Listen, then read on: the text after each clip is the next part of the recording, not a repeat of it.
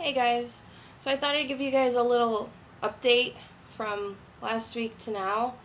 And all I have been doing for Horror Society, has been reviewing.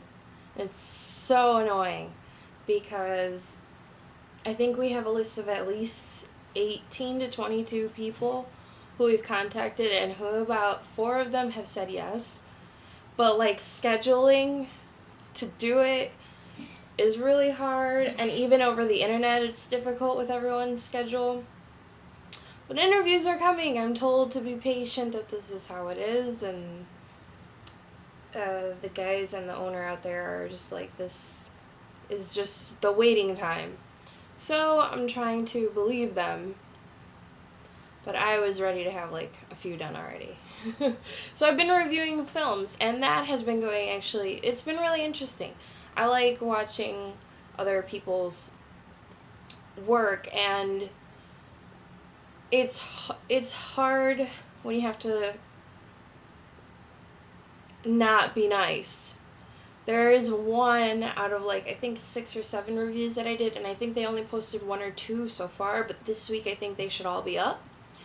That it was so hard. I was so confused on what to say, and I'm not going to say what film it is or anything, but it was one of those that it was so...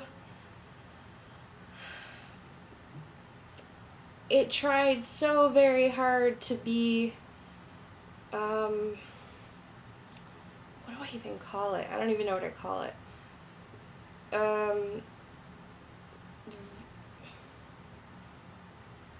I don't even know what to call it. I'm not going to call it anything, because then that would give you guys an inkling to which one it is. But it was like a huge battle within myself to like get all the words out and to try to focus on the positive, because I wanted to be honest with the viewers, but at the same time I don't want to look like an asshole. No one does. It was an awkward situation. It's hard. It's not one I'm hoping I get sent all good ones from now on. I know that's impossible, but another thing is I listen to podcasts a lot. I listen to What the Fuck with Mark Maron. I listen to Babylon. I listen to a few other podcasts by a few comics, and it's just what I do. I prefer that than the radio or music sometimes. And one that I found recently online that has been awesome is Well That Happened. WellThatHappened.com. I think it's .com. Or it's a podcast, Well That Happened. And it's amazing. These guys are they're like guys I hang out with. They're like nerds that just like debate about random events or situations or things going on in the world, and have their own like take on everything. And there's a whole segment on Who Should Die Today, where they basically each go through a horrible person that has done something incredibly awful, and they vote on who should get the shit beat out of them. I think that's what it is. I'm sorry. And it's really entertaining. So you guys should check that out, because I don't listen to many podcasts I'm like, ugh, again. Like, I like when podcasts don't feel like they're just talking like radio talk. I like when they have something to say, and when you're intrigued, and when you feel like if you were there, you'd be in this conversation, and you have an opinion, and somebody's vouching for you on the show, and I don't know. So this was great. I really, really liked that, and it's worth a shot. I'll post the link under the video, and I'll post the link to my Horror Society page of reviews and interviews, so you guys, if you want to read any of the stuff I've done, and like I said, they didn't post it all yet, so be patient. I think the only one that they have posted is Streamer, which was a great short film. It was like 9 minutes. It was awesome.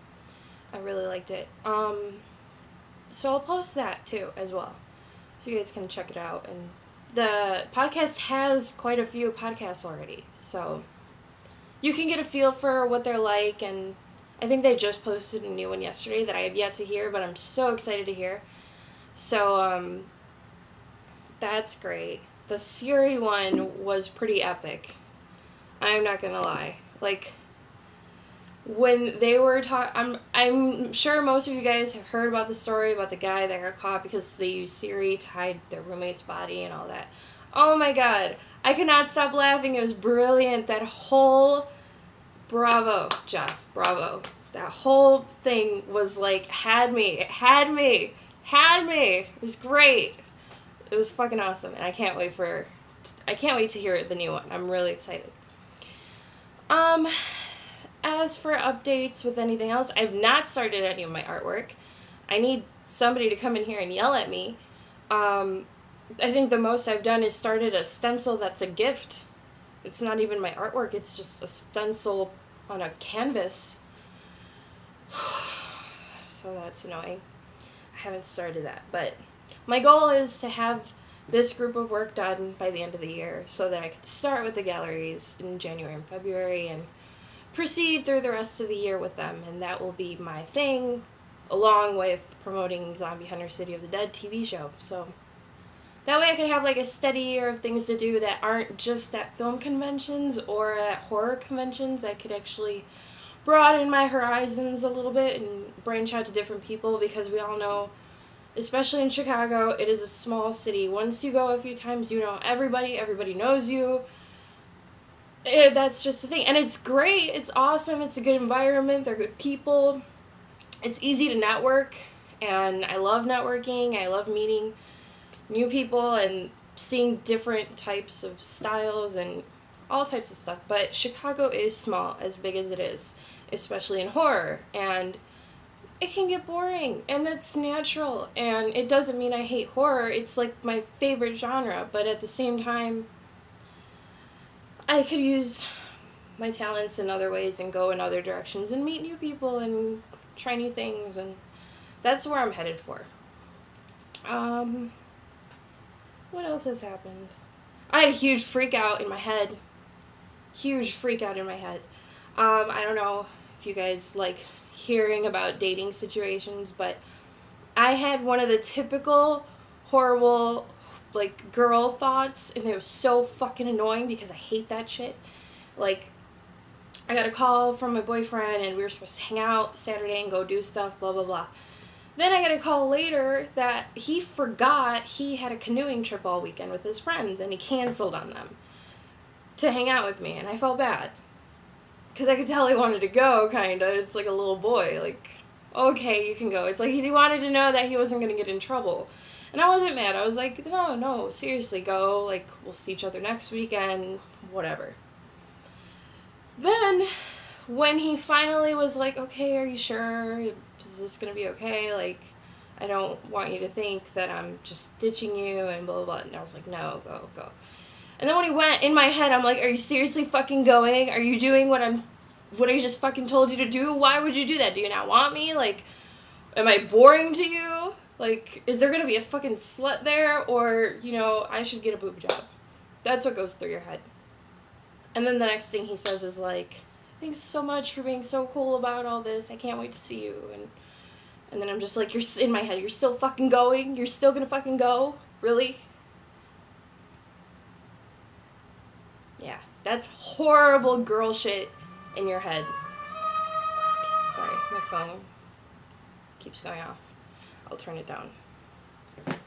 It's the ringtone from The Godfather. So that's a girl's mind 24/7. 24-fucking-7 with guys, especially when they start falling for them. That's when you get like this. And it's like, we have to lie. We can't tell you what we're really thinking because we have to hide the crazy. If we're trying to be a lady, the whole point of... You have to hide it. You have to. If you want this man to stick around, you have to know how to control yourself. You have to know how to stay calm. Because the more you get attached to a man, the more the crazy comes out. And in my head, I mean, there's been jealousy issues, and he doesn't know any of it. I'm very good at, like, I know this is girl. I know this is just part of having fucking boobs. Ignore it. It's not rational. It's not logical. It makes no fucking sense. Don't act. Do not act on this. Laura, calm the fuck down. And I think most girls go through that, especially if you're being pumped with, like, fucking birth control. You can go fucking insane, and I understand why people kill people on birth control alone. But yeah, you have to lie. You have no choice. If you want him to think you are as much of a lady as you are, no crazy is to be shown. And the one thing that really helps is, like, guys don't think like girls. We constantly are thinking about our boyfriends. Like, what are they doing? Why aren't they talking to me? Do they not want me? Why don't we go? Why doesn't he want to talk to me? Why doesn't he want to come over? Why doesn't he just show up? Why haven't I gotten flowers? Like, and they don't really think about us 24/7 how we think of them. They don't. They care. It's not that they care any less. That's just how guys are. It's just how men are. And we take it extremely personally, and we shouldn't.